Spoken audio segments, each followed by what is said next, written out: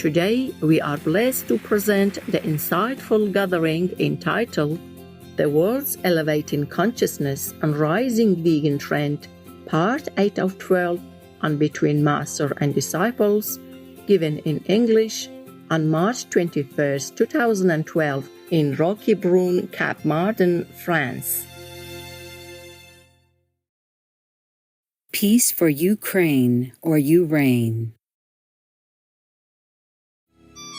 Ngắm nhìn dung ánh của chàng, ai hay ta đã cách ngàn dặm xa. Chàng ơi đã có cùng ta vòng tay một thuở thân ngà ấp yêu. Because they connected all kinds of machines all over my body. And because of that, they didn't allow the room to be warm. I don't know why. The room was so cold, and that made my pain worse.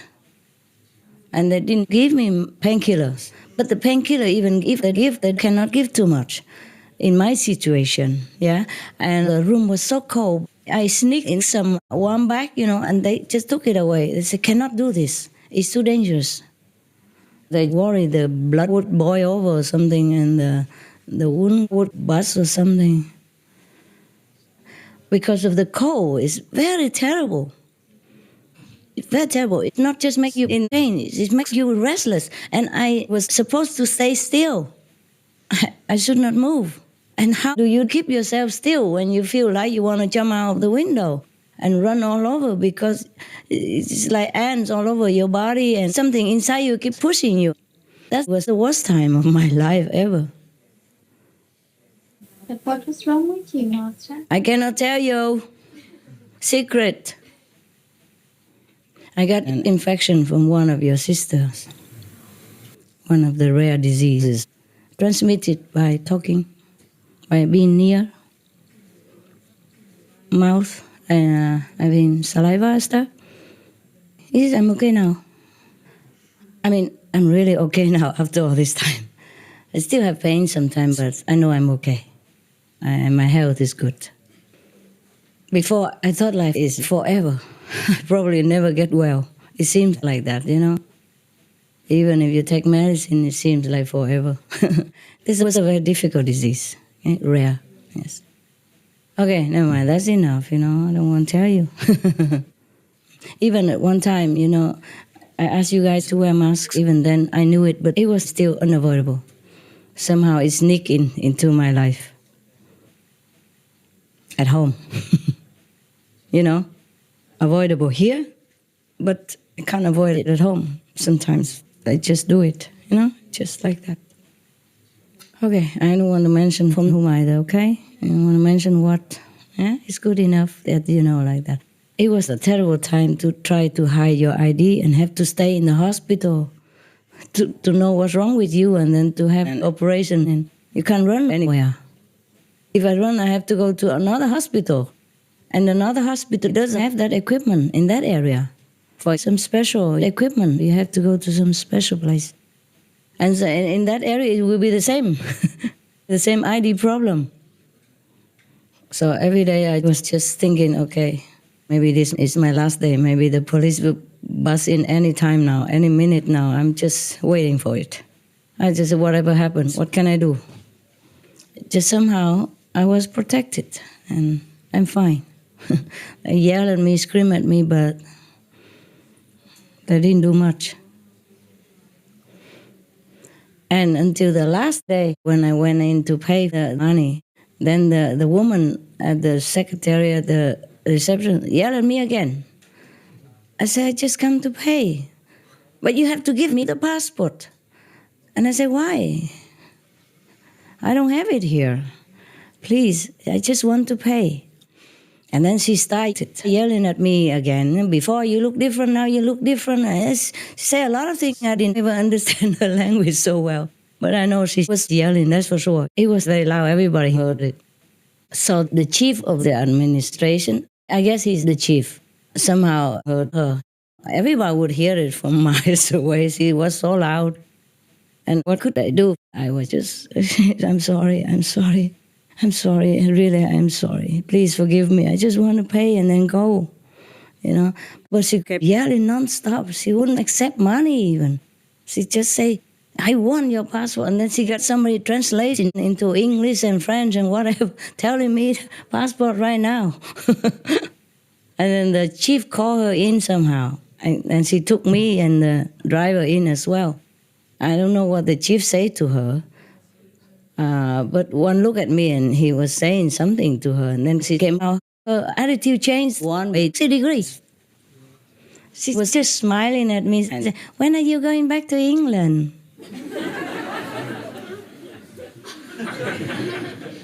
Why? No more passport. Nothing. And then she even accepted my gift afterward. Before she was thinking that I'm a criminal, because when I go somewhere, I always bring a little gift, you know. And she didn't want it, even. She was kind of, she was yelling so loud. I didn't know what to do. I just kept saying, I'm sorry, I'm sorry. You know? And I was so painful, so sick. There was bandage everywhere. And still she was yelling at me. I guess the chief took one look at me and was feeling so sorry for the little girl, you know. My driver, he's about 5-6 feet something high. And I'm very small, and he's tough and strong. And I'm little compared to him. And probably he took a good look at me and he felt such a sorry woman, you know. Bandage everywhere, and I couldn't even talk well, and the stomach everywhere, and couldn't even walk. And then got yelled at like that. So he said something to her. And she took me out, and immediately she changed. I was so surprised and relieved, of course, you know. I didn't know what he told her. Probably he said, well, just take her money, that's all you need. all we need is money, right, to pay for the staff and medicine, doctors, that's all they need. What the heck do you need my passport for? Yeah? And the worst would be if they don't take that money, I would just run away. Right? So he said, just take her money. Maybe it was like that before she ran away. Well, if it was somebody else, they would have pretend to be angry or get angry or scared and then go away and don't ever come back again. But I was just too good. I even came back again to make sure that everything was paid, because after that there were some more visits, follow up, you know. Yes. And the scan, sometimes the scan is very expensive. They call it something? Some T scan, something? Not CAT scan. Huh? CT scan. So scan the whole body, you know? And you have to stay still. And first they put some blue thing in your body, a blue medicine, something, so that they can see well. And you have to drink a little water first. And I could not even climb on there. And they were so rough, they just push you in there. They don't understand your pain. They didn't know that I had so much pain. They could not understand. Also because the doctor gave the wrong medicine. Therefore, it didn't help me at all. So the pain continued. And they took me from one room to another, all kinds of scans, all kinds of tests, always. And then put me on a bed here, bed there, and I could hardly, I'd rather die. You know, I'd rather die because it was so painful. And because they didn't know what was wrong with me yet, so they could not just keep giving too much of anything, you know, just give antibiotics and painkillers. But it didn't help in that situation. It just made it worse. It stiffened my body more, and then it was terrible. I couldn't even eat or anything. And the worst thing was that I was worried about the ID. I was really protected because laying so long in the hospital. Of course, I changed to another 2 or 3 hospitals, but still, you lay for at least many weeks in the hospital, and still I worried. Okay, let's meditate, or I will have to go home, huh? Okay? Any more questions, stories to keep me alive here? Yeah, later, love. Yes. Tell me. Yeah, I want to thank you first, Master, for inviting us. Inviting you? Did I write an inviting letter? I applied, but although all the risks and the dangerous situations. Huh? You the risk, in a dangerous situation? I mean, you have to come. I'm used to it. Thank you I don't so mind much. danger situations if I can come see you. Sometimes I can. That's the problem. Not the problem of danger. It's the problem of cannot. Yeah. You're welcome. Yes, thank you.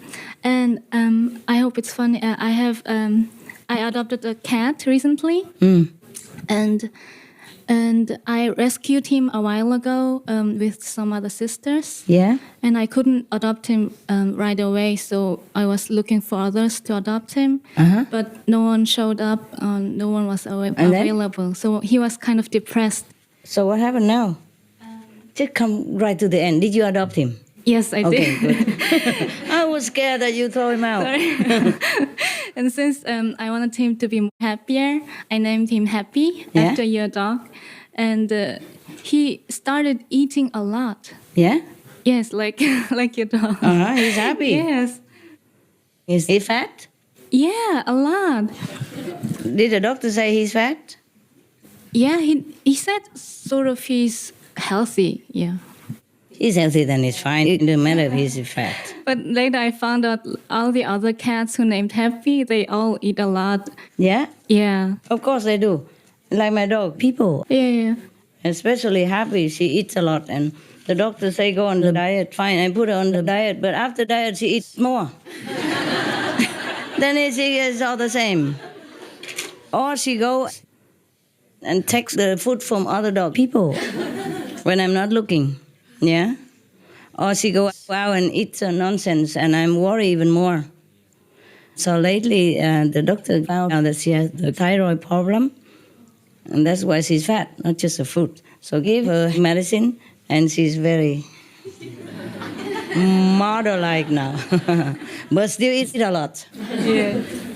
Anything I eat, she likes to eat, even if it's no good for her. I say, no good for you, please. Not because I don't want to give you, but it's not too good. She said, never mind. Good for you, good for me. So eat. Sometimes I feel sorry for her also because, she has this food. She has no boyfriend, nothing anymore.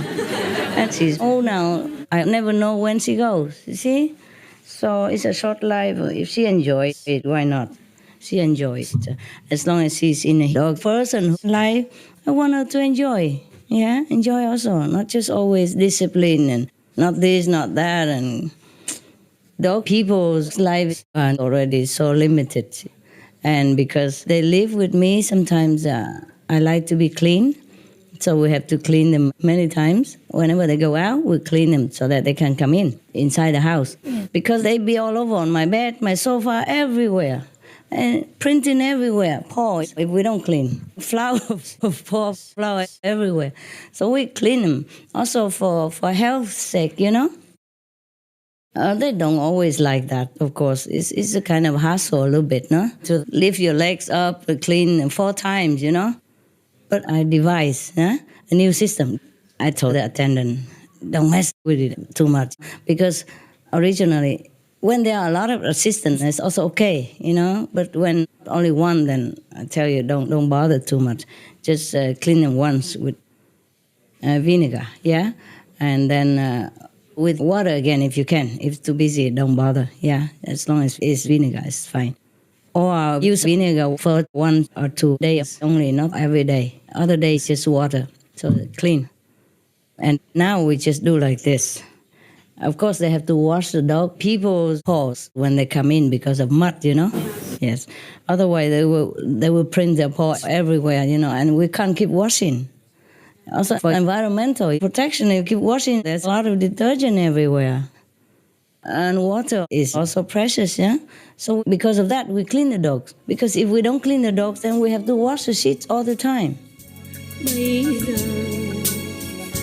tình đã xa mờ vội vàng, cờ tư